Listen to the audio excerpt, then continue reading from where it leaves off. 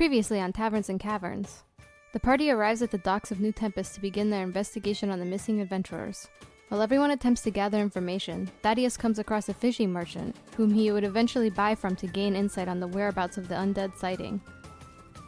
After obtaining the location, the party convinces a sailor and his crew to transport them closer to their destination. However, prior to boarding the ship, Thaddeus admits to not having enough coin due to spending it all at the fishing merchant's goods.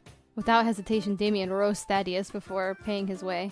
After being dropped off along the northwestern coastline of Zephyr's Bay, the party confronts an ominous grotto. What kind of danger lurks within? Episode 5, Grotto of Surprise, Path A. Okay, so Alaric begins to lead us all into the cave. Watch your step. And I'm gonna do a perception check. Okay. I probably did talk a little bit hasty, but yeah, I'm gonna do a perception check. All right, make your perception. And on the map that you guys see where you guys are at, I'll put Alaric in the front, just so he's in the front. Good perception. And he's got an 18 perception. And before we begin, you all see each other on the map, right? You guys see where we're at? Mhm. Yes. All right, cool. 18 perception, Alaric, as you look into the darkness of this cove, you can see that the tracks from the sand do enter the cove, and some of that sand is scattered about into the cave, but those tracks eventually do end as the ground is mostly moist from the nearby ocean. You feel like this cave or this cove is connected to the ocean in some way. It's chilly inside the cove. It's damp and completely dark. But as far as traps or anything like that go, you don't spot anything mechanical that would be laid out like a trap wire or anything like that. The tunnel or the hallway that you're going down into the cave looks fairly clean in terms of traps. Now, I mean, you only can see 20 feet out with your light from where you're standing. The rest is pure darkness, unless you have dark vision. And I do have dark vision. Okay, so with dark vision, you can see out a little further than a human can, for example. But your dark vision is just black, and it's black and white past a certain point. But you do see, I'll go and reveal the map for you, Alaric, since you were an 18. You do see that the cave continues forward, and it looks like there's a slight turn to the right, but you can't see much past that. But there's no enemies or anything like that standing there. So far. So As he reveals 6% of the map. So P.S. The coast is clear. As we a little further up, there are no traps as far as I can tell right now. But further ahead, our path does split into two. I think we ought to walk a little bit forward more so we can make a decision on which path we could take. I ain't no good with forks. I'm a barbarian. You guys can vote. So do you guys all move forward a little bit? Yep. Yeah. So go ahead and move your characters for me. Where do you guys move to? So I'm just gonna move straight to the middle of the fork. Yeah. Okay. How do I move myself? You can just Drag drag your your square. Yep, you can just grab your character, left click and drag, or you can just click on your character and use the arrow keys. However you want to do it. I was like struggling for a second there. You're fine. Okay, can I do another perception check here to check Yep. the different paths? Yes, you can. As you lead the way, the 12, so not as good. But you do notice the left path continues into what looks like a larger area of this cove, and I'll reveal more. And then the right path looks like it dead ends into a corner, which you do have to make another left into, but you can't see around that corner. Still no adventurers, no signs of anything, anyone really. It's just a cold, damp cove along the ocean. You have some, stalactites and stalagmites hanging off the ceiling and coming up from the ground. But other than that, it's just a cold, dreary looking cove. You don't hear anything either at this current moment. You don't see the tracks anymore. The tracks just faded now that you're walking in like damp water. like puddles of water now, with water dripping from above. So the path to the left leads to a much larger room, or it appears to be a much larger room. I can't really tell. But the path to the right, it looks like it goes off into a corner to a much smaller section. It's kind of hard for me to sense anything past that. Uh, which uh, which path do you think we ought to take? Hmm.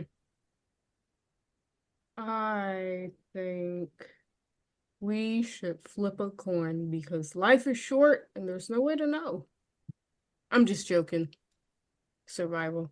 I'm gonna try to see if there's any is one path more worn than the other, more walked. Yes, with a 17 survival, Damien, you can tell the path going forward to your left.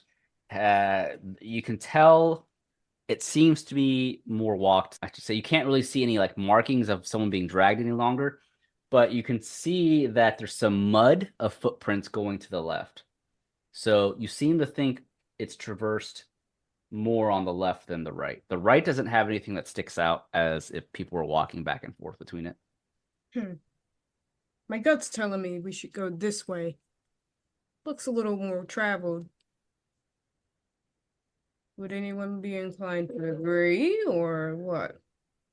Well, I have no objections. I will gladly go left.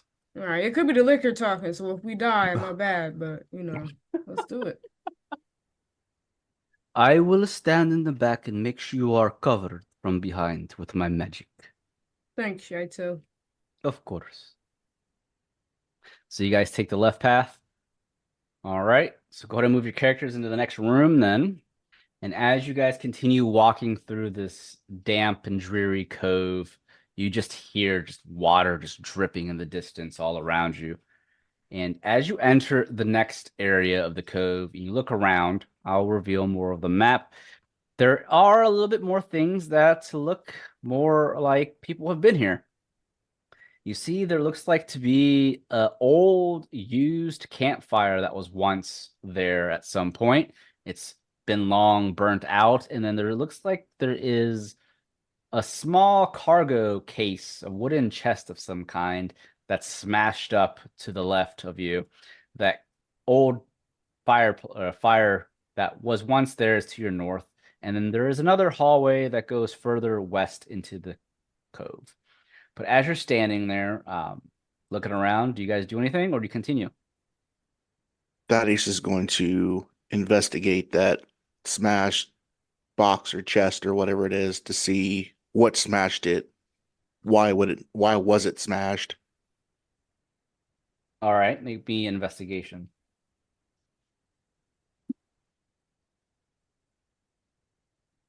Oh, a 2.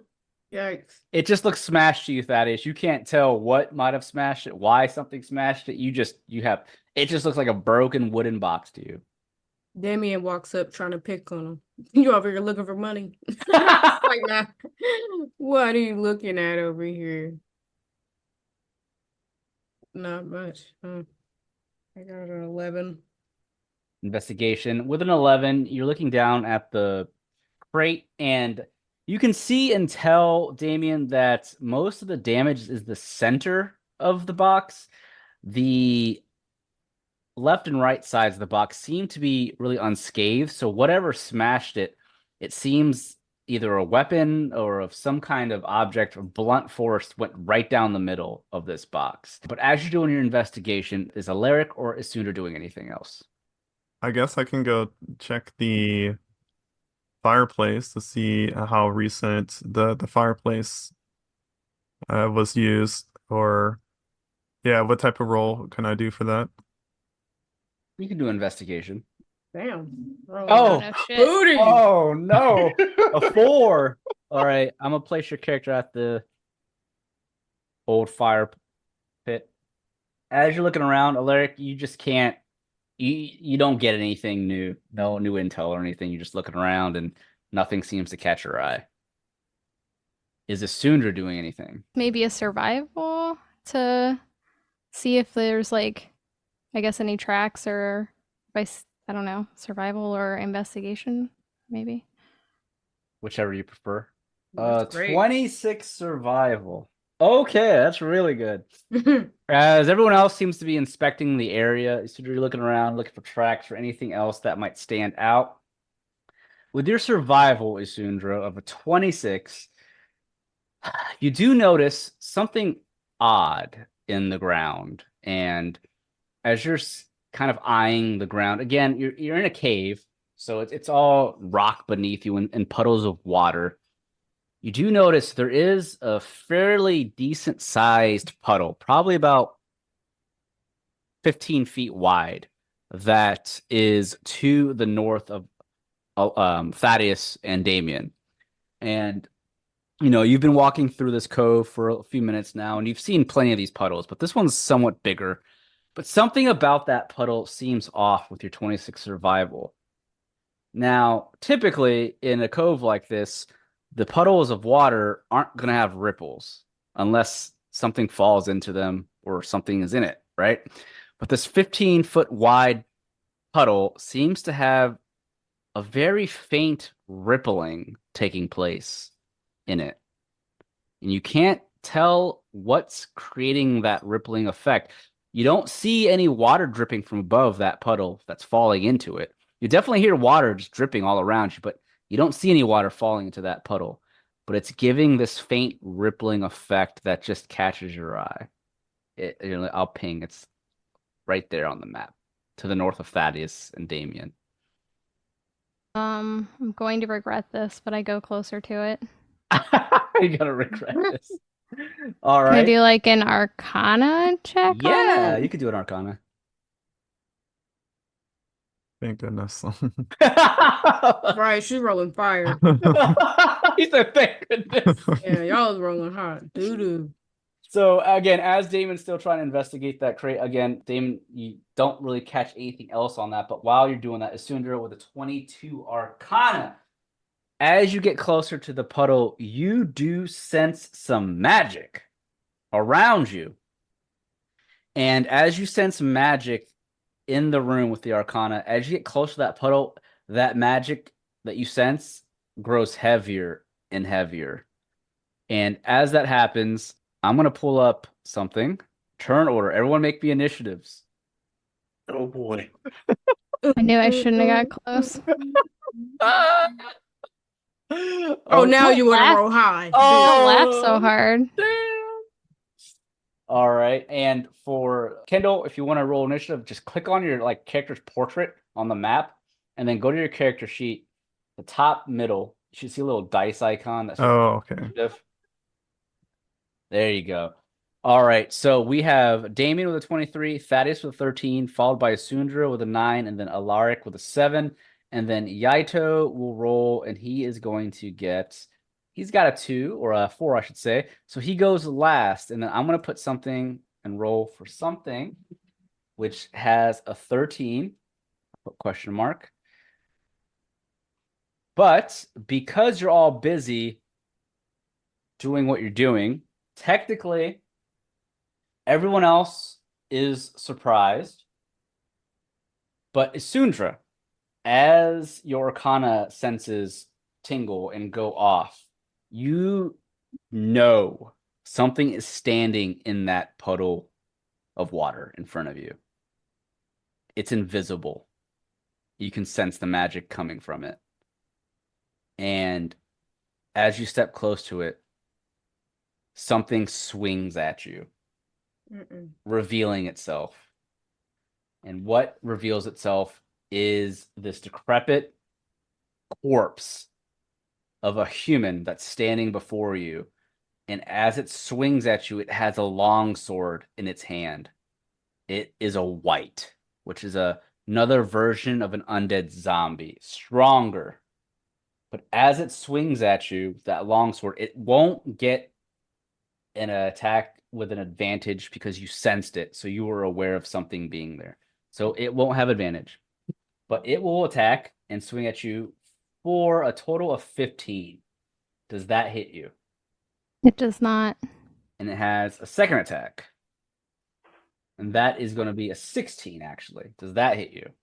It doesn't, because I'm going to use Misty Step. Damn! Okay, so as the white swings its first attack with its longsword, you dodge it, and then you Misty Step. Go ahead and move with your Misty Step. Isundra casts the spell Misty Step, which allows her to teleport further away from the white. And with Technically, that, I'm invisible. are you invisible now with that? Yeah, Okay. you remain invisible until the start of your next turn or until you attack or cast a spell. All right. With that being the case, after the white attacks, it reveals itself to the party, and you all now see Isundra vanish and this undead white show up. At this current moment, it is now going to be round 1 of battle. A white has appeared. And at this point, what do you guys do? You guys are well aware of it. I'm assuming Isundra has definitely said something. I screamed. Ew, what the hell is that? As you turn to look at the white, it looks like a human adventurer wearing armor, and you can see the face of this human is the skin has decayed, and the eyes are slowly beginning to fall out of its eye sockets. It's whoever this has been, they've been dead for a while. Yeah, we can't let you just be here. And Sorry. it begins to gurgle. And before we continue, we interrupt this campaign with breaking information just for you adventurers. I love smoothies, but I don't love smoothie bar prices. With my BlendJet 2 portable blender, I can make smoothie bar quality beverages for a fraction of the price. BlendJet 2 is portable, so you can blend up a smoothie at work, a protein shake at the gym, or even a margarita on the beach. It's small enough to fit in a cup holder, but powerful enough to blast through tough ingredients like ice and frozen fruit with ease. BlendJet 2 is whisper quiet, so you can make your morning smoothie without waking up the whole house. It lasts for 15 plus blends and recharges quickly via USB-C. Best of all, BlendJet 2 cleans itself. Just blend water with a drop of soap and you are good to go. And with over 30 colors and patterns to choose from, there's a BlendJet 2 to complement just about any style. Just like Rogar, I rock the Champagne Metallic because I'm a certified badass. Well, maybe not as much as Rogar, but y'all get the point. What are you waiting for? Go to blendjet.com and grab yours today. And be sure to use promo code TavernsCaverns12 to get 12% off your order and free 2-day shipping. No other portable blender on the market comes close to the quality, power, and innovation of the BlendJet 2. They guarantee you'll love it or your money back. Blend anytime, anywhere with the BlendJet 2 portable blender. Go to blendjet.com and use the code TavernsCaverns12 to get 12% off your order and free 2-day shipping. Shop today and get the best deal ever. And with that being said, let us now continue with our adventure. Yeah, I'm not feeling that, bruh. So I'm sorry, but for season 3 and for the one time, already know I got a shapama. The goddamn javelin. All right. Javelin. So you throw your lightning javelin at the white for 10. Unfortunately, that's too low to hit the armor class. No, you gotta make a dex save. You just hit. Oh, that's right. It's a dex save. I forgot. All right. The decks, they have trash decks. No, they have okay decks. Never mind. But it's not high enough for your 14. I rolled a total of an 11. So that will hit. So it looks like you will deal lightning damage to it. Yeah, 4d6. All right. 15 lightning damage to the white. Sweet.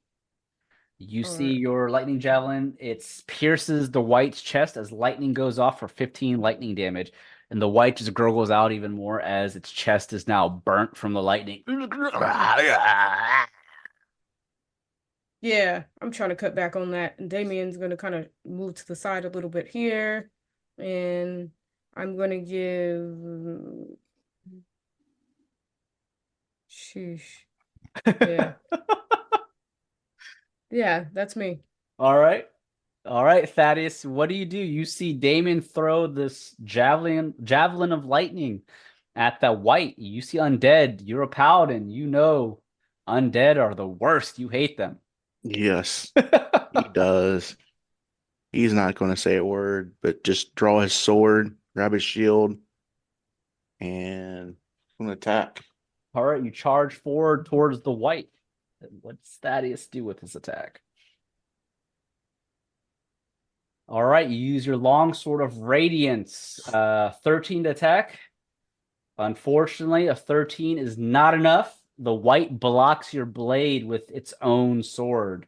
But I'm pretty sure, because you're level 7, you have 2 attacks. Yep. And Oh! With a 9, you go to try and swing a second time, and the white just parries your blade with its own. And it looks at you. Go, "Ah." Anything else, Thaddeus? let's see. Because if not, it is now the enemy's turn. And then Isundra and Alaric.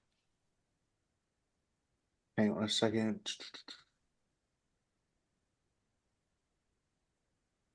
Nope. All right, that means that is the enemy's turn.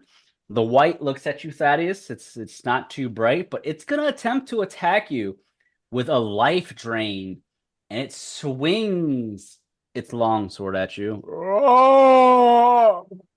And I rolled an 18. Will that hit you?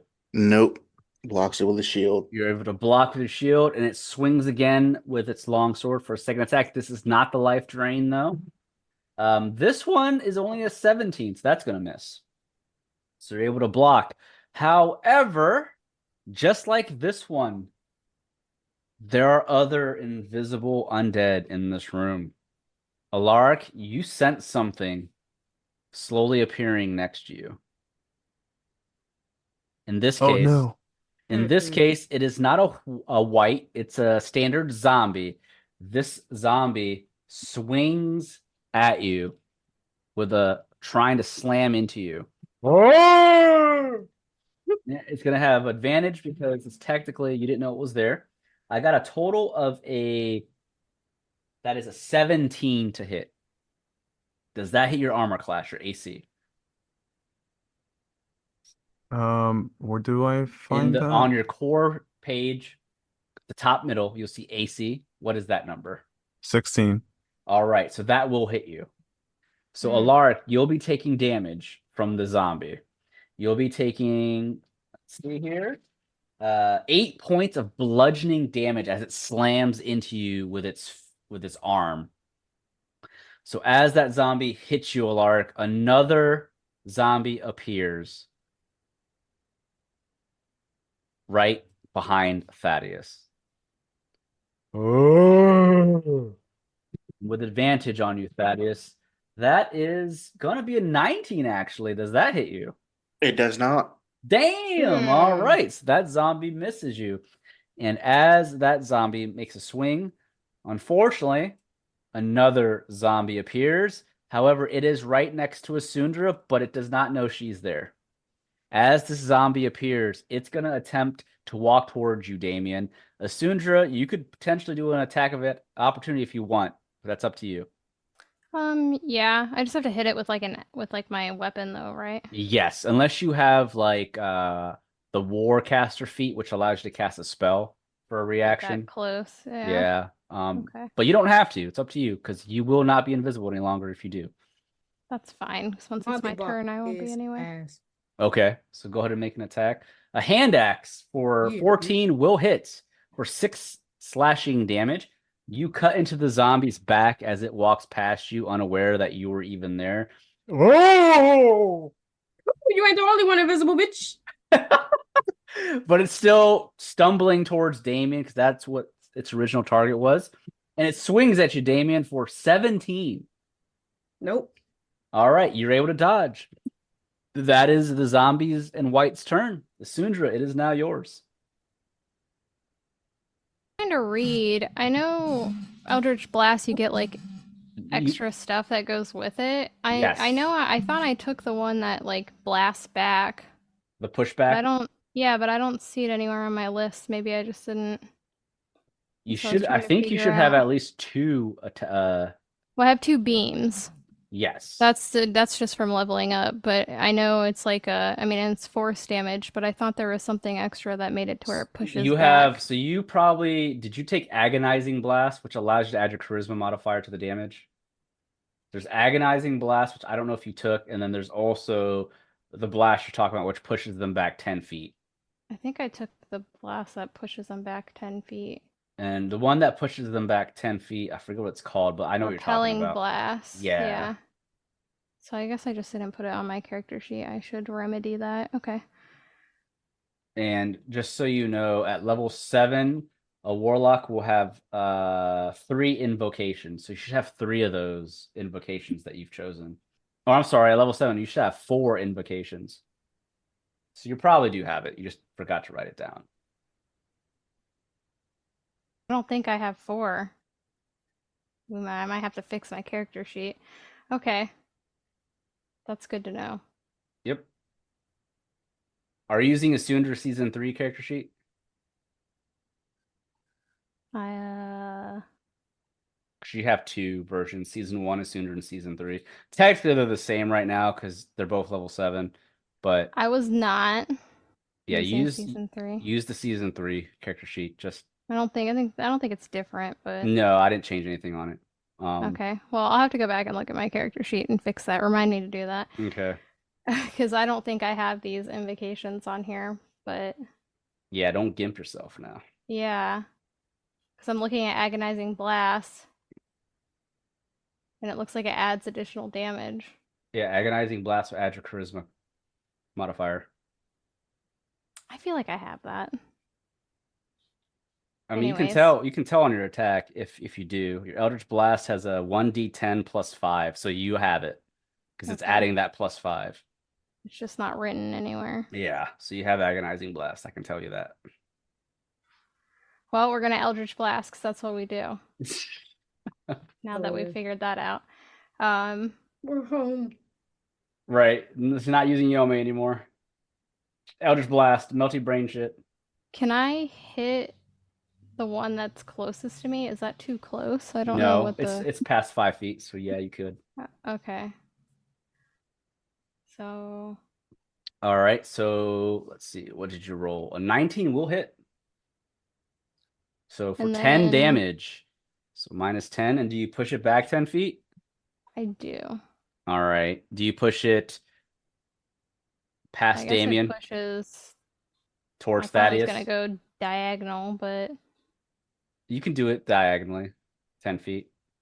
I guess that pushes it Alright. towards Alaric. Yeah. Yeah. Gets it out of here. And then I have another one. Mm-hmm. I hit twice. So make another roll, But I see if you hit. hit. A 14 for another 6 points of damage. I'm gonna hit the one that's kind of in between Thaddeus and Damien. Okay, so And you're a different push it zombie. back as well. All right, so you push that back 10 feet, and both zombies are still up, but you hit both and you push both of them. Anything Bye. else? No, I don't think she has any bonus actions.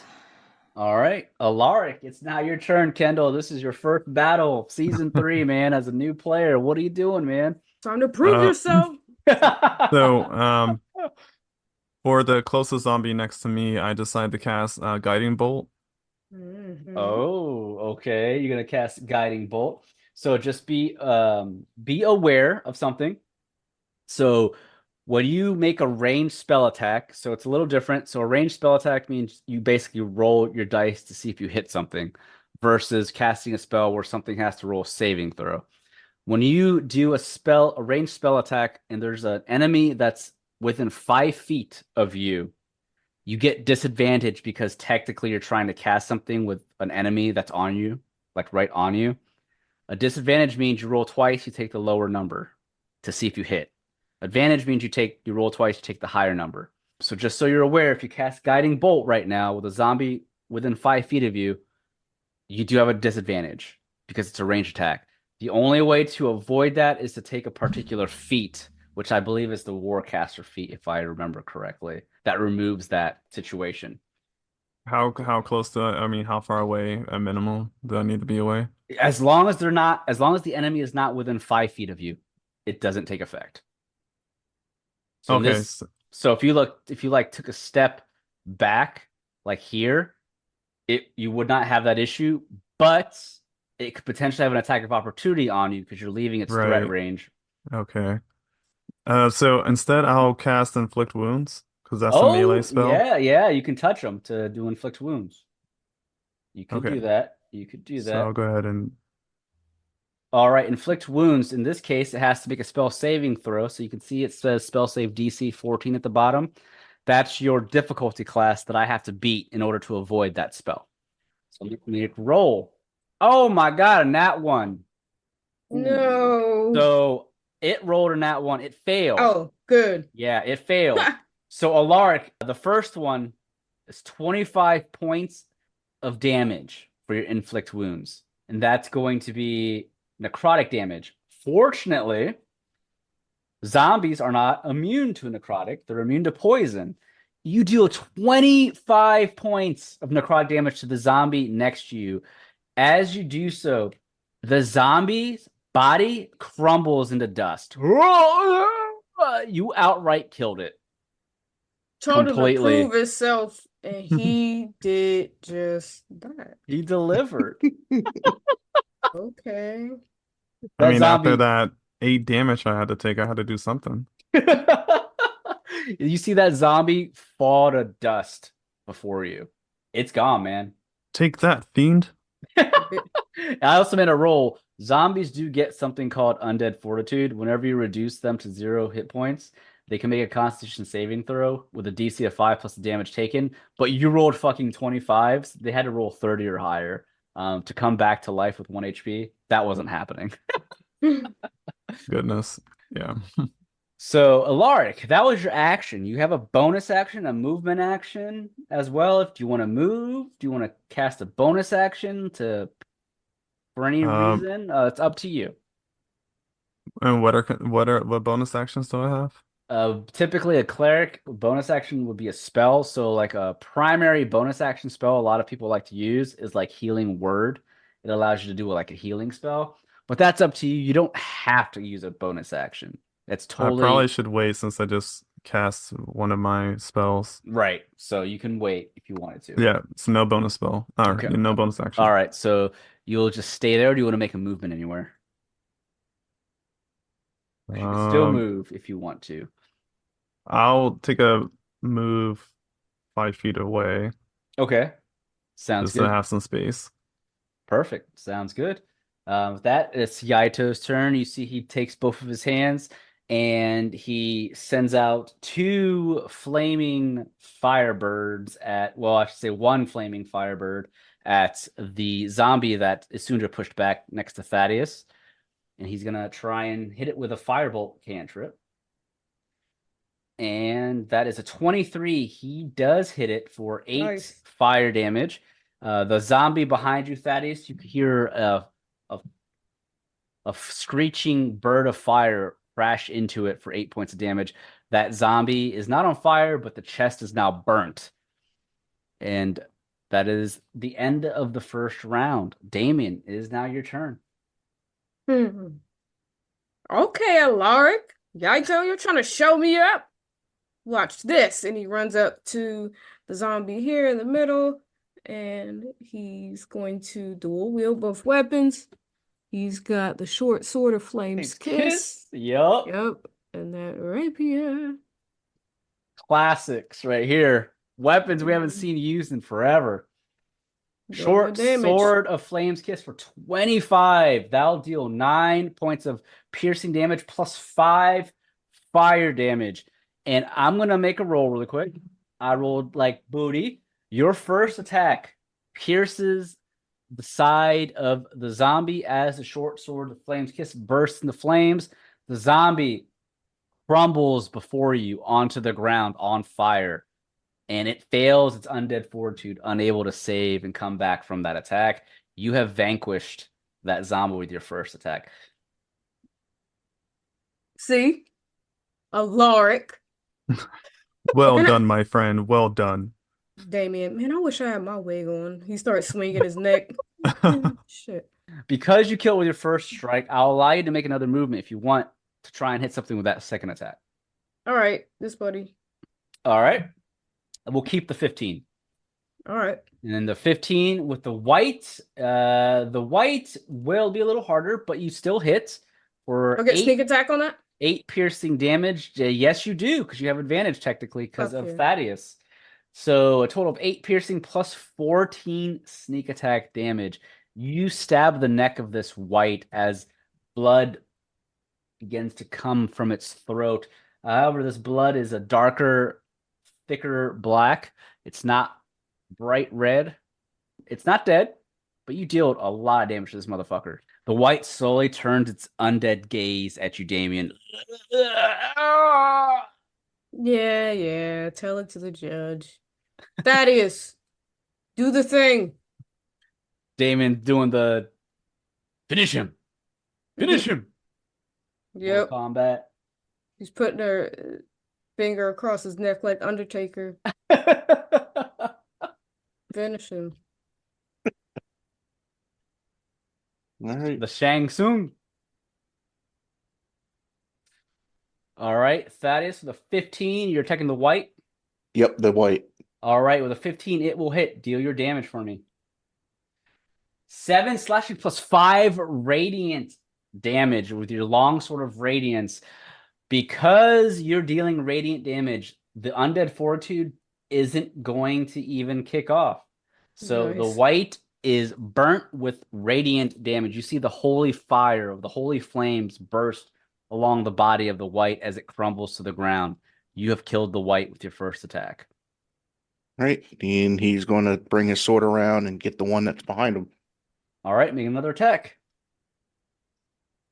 Oh, it's a crit. crit. Goodness. Critical damage is double the damage. Oh Hell my yeah. god. So 11 plus 7 points of damage combined. That zombie also drops to the ground with the radiant fire burning it. The holiness from your blade devours the undead. It has no chance against your attack. Woo! You may be broke, but that was rich. As you destroy the fourth zombie, the room around you grows silent besides the sounds that your party may be making. You have destroyed the undead in this room. What do you guys do at this point? No other undead pop out at you. It looks like we're safe for now, but perhaps one of us should take a look and make sure that the path forward is safe. Thaddeus will volunteer. I doubt those 4 undead were able to take out 2 parties. There's got to be something bigger here we're missing. Got to keep going. I completely agree. And also, typically zombies are not invisible. Whoever is controlling this knows how to be invisible. Does anyone know how to spot invisible creatures? Do you have a spell, perhaps, to see invisible creatures, Isundra? Nope. Neither we- do I. I Can we sure roll do for not. Arcana to see if we can sense that magic again? You can. Alaric might That have Arcana see wasn't invisibility. shit. Somebody else roll. Oh, wait a minute. What's Thaddeus doing? Detect evil and good. Yeah, for the racing. Up to 10 minutes. You cast Detect Evil and Good for the duration, which is up to 10 minutes. Concentration. If there is an aberration, celestial, elemental, fey, fiend, or undead within 30 feet of you, as well as where the creature is located, you will know that it is there. That's up to 10 minutes. So Thaddeus has an aura. If there's any undead or anything within that enemy type of aberration, celestial, elemental, fey, fiend, he will sense it. Right now, Thaddeus, you don't sense anything around you with your detect evil or good. Start walking. Quick, run down the Stick room. close. He said start walking. Stick close. Where we on your ass, Daddy? That's my baby, Daddy. All right, so Thaddeus will lead the way. As you continue into the cove further down, you come across what looks like a frozen pond from the looks of it, and I'll reveal the next part of the map. You can see there are fish coming from this frozen-looking pond in this cove. However, Thaddeus, you don't sense any undead in this next area. But there is another path that heads south from your current area into another room. Do you continue? Look, you Oh. didn't even need to pay for all that fish. You could have just got your own. I don't know. It's Whoa, frozen. is that a treasure chest? Yeah, but I don't think we can see it yet. Yeah, you can't see that yet. I'm greedy. That's a sixth sense. Let me see. That's a good perception. Technically, with your perception, this is all wall, so you can't Oh, see past the wall. Yeah, there's no like you can't climb this or anything to know that's there. all right. What else can I see? But with your Um, 18 perception, you do notice in this room, other than the frozen pond or water puddles or whatever, with the fish underneath, you can tell that that frozen water leads into the ocean. It's a tunnel that the ocean connects this cove to. The fish that you can see swimming about are not frozen. They are moving. There is a hole in the frozen water that you can technically get into. It looks like someone possibly was fishing because there is a fishing rod lying there near the pond. But other than that, you don't notice anything else except for some bipedal footprints to the south, further into the cove where I'm pinging. mm, Old fire pit, smashed barrel, fishing hole, more footprints. Definitely on somebody's trail. And really quick, because your perception also includes sound, not just vision, you do hear an echo of a voice in the distance to the south, Damien. Hmm. You hear this faint voice of a woman yelling for help. Someone please help! I'm weak. That sounds like Ryan in a wig. Okay, so where I'm standing now, can I see the treasure? No, it's still behind a wall. Man, fuck you, Ryan. All right, I'm gonna go down here where I hear the screaming. Does anyone else hear that? Or is that the liquor? Can I do a perception check? Yes, you can. Perception. I'm not crazy. 13, Thaddeus. Thaddeus, you also trying to listen for it? yeah, I was listening for it. All right. And Alaric with a 22, you both also hear the woman's faint voice, the echoing of her pleading for someone to help her. And It sounds like someone's in distress. Or maybe they're trying to lure us in. You gotta be careful. Hey, can you send Imara Isundra to make sure it's a real, like, issue? Sorry, I've been set up before. I'm paranoid. I don't know how far she can go from me. You at least let her reveal some map. I'll Just let her check. find that. Well, I can send my pseudo dragon forward to check. all right, so I'll just copy Isundra and put an icon so that a little purple icon, so you know that's Imara, your little pseudo dragon. So you send her forward. Yeah, I guess. Oh, well, it's dark if I do that. So Forward to the next, like, fork in the road, I suppose. okay, so as you send Imara into the next area of the cove, I'll reveal the map. You guys can't see this, but Imara does. As Imara steps into the next area, Imara spots something unsightly. There is a small fireplace that's lit next to a wooden cage that seems to have a middle-aged woman that is trapped in this wooden cage next to the fire pit. Nope. There are also bones, remains of dead, scattered along the room next to the woman. I will reveal this map. Do you all see it? Not Sister Mary. Yep. Sister Mary. She is in that wooden cage trying to break free, screaming for help. She looks distressed. She looks worried. She looks scared. Imara does not see anything else, though, currently. All right. And if I remember correctly, you can communicate with Imara or Isundra, I think. Yeah, it's like a telepathic. Yeah, a I telepathic can link. see, So what? receive through your familiar senses. So Yep, yeah, so- see and hear. So Isundra knows exactly what's in that next room. Caught up with taverns and caverns, or just needing more Dungeons and Dragons in your life? Why not check out another Geekly Inc. show, Greetings Adventurers? Join Rourke, Screech, Celine, and Chuck on their mishap adventures as they bumble their way through a world where magic is forbidden and an evil emperor needs to be stopped.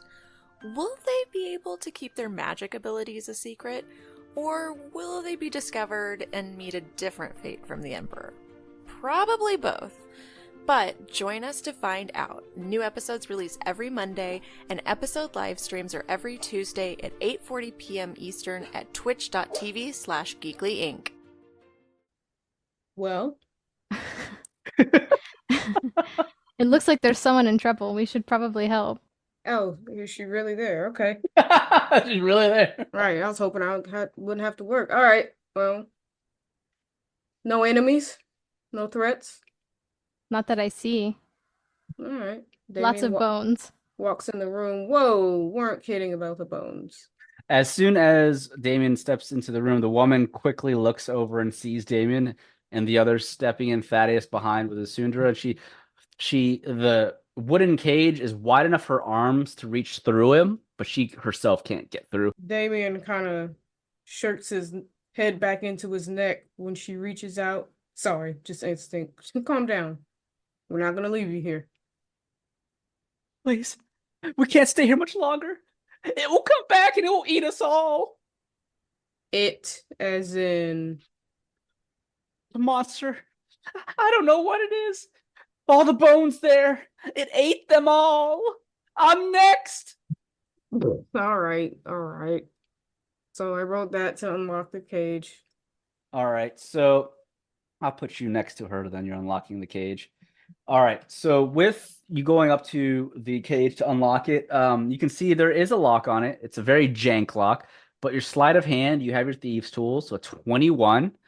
You are able to unlock the lock fairly easily. You pick it, and as the cage opens up, the woman looks at you. Thank you so much. We have to get out of here. And really quick, Thaddeus, you still have your detect evil on you, so stay where you're at. Yep. Let me see something. Walk over here. I don't trust her. 30 feet. 1 second. I'm seeing Nah, how far a radius around you, because it's a decent sized room, and they could be invisible. Let me see here. 30, 25. Okay, so you basically can sense the whole room from where you currently are, Thaddeus. Thaddeus, as you step forward towards Damien, your detect evil begins to go off. You know that there are evil creatures within your surrounding. Particularly, there are 2 creatures near you and 1 further from you. But with your detect, no one can see this but you, Thaddeus. There is a white, invisible, standing to the northeast of Isundra and you. Standing there waiting. There is another white to the north or to the southwest, standing in the bones of you. I just revealed the 2 of them. However, the one that worries you the most, you feel evil, unlike the undead that you've detected with your aura. You detect a fey creature. And it is evil as fuck.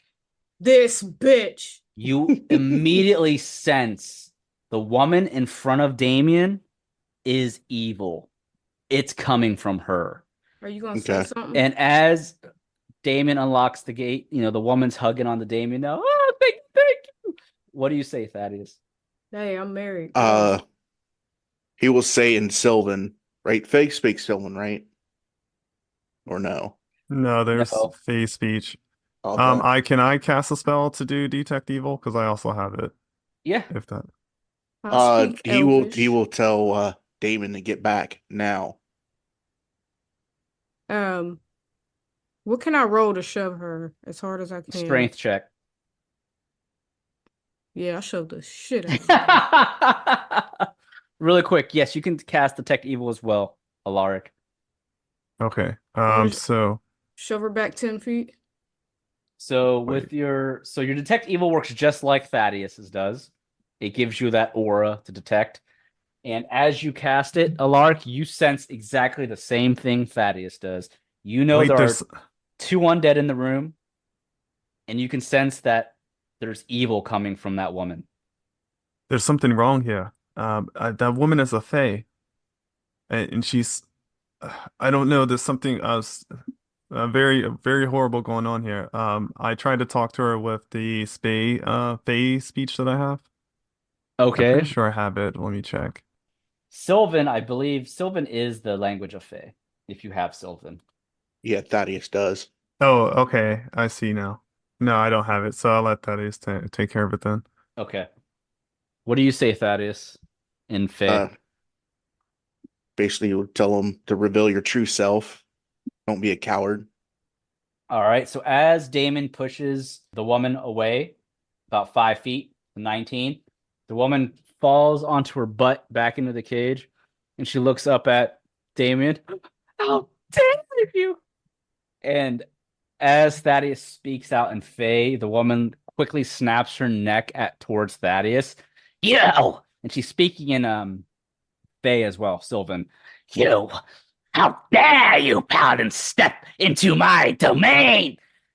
You will pay for what you've done to my pets! And the woman is now grinning evilly up at you, Damien, and her body begins to contort. And you can see the woman that just hugged you was actually using an illusionary spell to try and fool you and deceive you. What happens is the illusionary appearance begins to vanish. What stands up now before you is a medium-sized hag. What you see is this crunched up hag with dark green skin. Her hair looks like seaweed that's covering her disgusting face.